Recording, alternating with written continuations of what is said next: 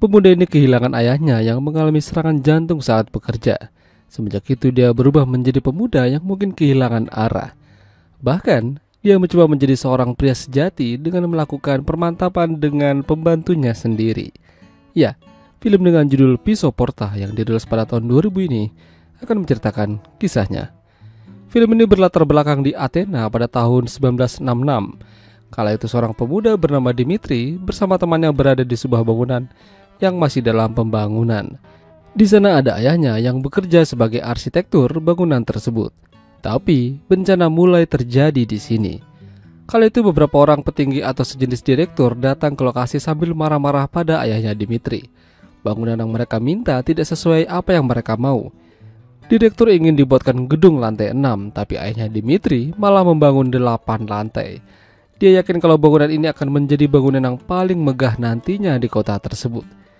Karena terus-terusan berteriak, ayahnya Dimitri terkena serangan jantung hingga tersungkur dan akhirnya meregang nyawa. Hari itu menjadi hari yang menyedihkan bagi keluarga Dimitri. Ibunya bersedih, namun dia yang paling merasa kehilangan. Ya, meskipun Dimitri pada dasarnya berada di lingkungan orang yang berada, namun tentu saja kehilangan sang ayah sangat terasa bagi hari-harinya. Apalagi di usianya yang sudah menginjak masa puber, Dimitri mulai memiliki rasa ingin tahu yang tinggi. Salah satunya gunung kembar. Ya, di rumah dia memiliki 2 orang pembantu yang semok-semok, Gina dan Viso. Namun yang paling geres adalah Gina. Dimitri terlihat memperhatikan mereka dan ketahuan. Jadi Dimitri beralasan ingin mencari sarapan sebelum ia berangkat sekolah. Dimitri memiliki 2 orang sahabat bernama Sikimakis dan Antonis. Dimitri terkadang iri melihat Antonis punya kekasih. Ya, setidaknya ada yang bisa diajak pegangan tangan. Semenjak meninggalnya sang ayah, rumah Dimitri jadi sering kedatangan tamu. Mungkin mereka ingin mencari kesempatan untuk mendapatkan janda kembang. Salah satunya pria yang bernama Apostolos ini. Diketahui memang dia sudah lama dekat dengan ibunya Dimitri. Jadi kesempatan itu akan dia dapatkan kembali. Udah gitu Apostolos adalah seorang pria yang bisa dibilang memiliki kekuasaan dan harta yang banyak. Namun pemandangan itu tidak disukai oleh Dimitri. Jadi, dia melipir ke atas mencari udara segar. Tapi lagi-lagi dia menemukan pemandangan yang lebih indah. Posisinya berhadapan langsung dengan jendela kamar Gina yang lagi ngetes dalaman baru. Jadi, ya gitulah. Suatu malam, di rumah mereka kedatangan tamu yang tidak lain adalah Apostolos. Sudah jelas lah ya tujuannya mau apa. Namun kala itu Dimitri bertindak tidak sopan dan menyinggung kehadiran Apostolos. Dan tentu saja ibunya tidak senang akan hal tersebut. Dimitri makin hari makin tidak betah berada di rumah. Dan kebetulan malam itu dia diajak Antonis pergi nongkrong di sebuah kafe. Di sana dia dikenalkan sama cewek bernama Xenia. Mereka minum bersama, ngobrol bersama dan ujung-ujungnya Dimitri teler. Dia dibawa pulang dan tentu saja kena omelan dari ibunya Dimitri. Kenakalan Dimitri tidak hanya sampai di situ. Esoknya dia ketahuan ibunya lagi baca buku begituan. Ya, memang ibunya mengerti kalau Dimitri sudah beranjak dewasa. Namun dia masih belum waktunya. Ada hal-hal yang tidak bisa dijelaskan hingga Dimitri benar-benar siap nantinya. Semenjak ayahnya tiada, ibunya Dimitri jadi orang yang bertanggung jawab atas pekerjaan yang belum terselesaikan. Jadi kala itu dia akan pergi ke Paris untuk beberapa hari. Bosan gak ada kerjaan dan tidak ada teman ngobrol, Dimitri mencoba mendatangi Viso. Tapi tidak ada. Jadi dia pergi ke ruangan Gina. Mengobrol bersama Gina adalah suatu pengalaman yang baru untuknya. Apalagi Gina lebih suka membahas masalah begituan. Karena terbawa suasana, Dimitri sampai kebelet dan dengan cepatnya menganu gunung kembarnya Gina. Namun Gina menolak karena Dimitri masih belum cukup baginya.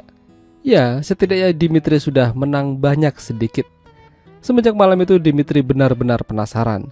Jadi dia meminta Sikimakis untuk menunjukkan di mana sarangnya kupu-kupu malam. Dia ke sana dan ya akhirnya berhasil. Sudah seminggu lamanya akhirnya ibunya Dimitri kembali. Dia membawakan hadiah dan habis menjalani operasi hidung supaya lebih mancung.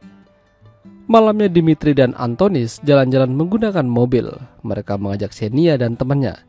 Ya udah tahu lah ya mereka mau ngapain, mojok di bukit. Tapi di sini sesuatu yang aneh terjadi pada Dimitri. Dia tidak mau diajak begituan. Dia membisikkan Xenia sambil mengatakan kalau dia terkena penyakit kelamin. Xenia terkejut. Dia mengajak temannya lalu buru-buru pulang. Ya, mungkin ketakutan. Dimitri terkena sepilis akibat main sama si kupu-kupu malam. Dimitri dan Antonis mendatangi teman ayahnya yang tak jauh dari sana. Dia diminta untuk segera menemui dokter supaya tidak terjadi hal yang lebih parah. Sampai suatu malam, di rumahnya kembali mengadakan acara. Saat lagi rame-ramenya, Dimitri berteriak kalau dirinya terkena penyakit sepilis. Seketika orang semua terdiam. Dimitri lantas dibawa ke dokter. Beruntung, dokter mengatakan kalau Dimitri hanya mengalami infeksi ringan aja.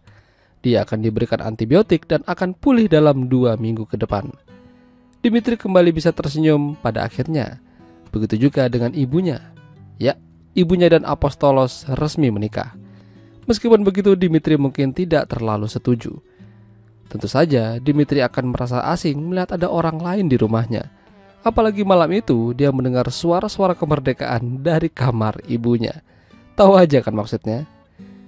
Dimitri yang kesal lantas mengerjai mereka dengan melemparkan petasan di depan pintu kamar ibunya. Esok harinya, ibunya dan Apostolos akan pergi bulan madu. Jadi dia menggunakan kesempatan itu untuk mengadakan pesta di rumah. Yap, tentu saja itu adalah ide dari Antonis. Namun apa yang terjadi sungguh di luar dugaan. Mereka menjadi liar dan merusakkan beberapa barang-barang hingga menjarah. Dimitri kena omel dari ibunya. Apa yang dilakukannya ini sungguh tidak bertanggung jawab. Dimitri dikurung di kamarnya sebagai bentuk hukuman. Omnya yang mengetahui itu lantas tidak terima dan mengajaknya ke rumah. Di sana Dimitri diperlihatkan rekaman video keluarga mereka. Tentu saja ada mendiang ayahnya juga. Dimitri tahu kalau masa-masa itu tidak akan pernah bisa terulang kembali. Tapi dia bersyukur pernah punya ayah sepertinya.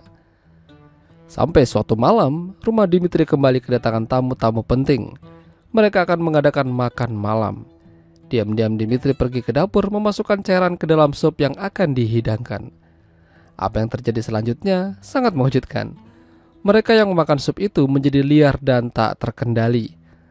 Cairan itu Dimitri dapatkan dari temannya Antonis yang katanya bisa membuat orang menjadi hilang kendali dan menjadi liar pada orang yang mengkonsumsinya. Ya, setidaknya Dimitri merasa puas bisa mengerjai mereka-mereka yang tidak disukai ayahnya. Dan kini ibunya juga telah menjadi bagian dari mereka. Itulah tadi alur cerita film Pisoporta. Jika kalian suka dengan video ini, jangan lupa untuk tinggalkan like dan sampai jumpa.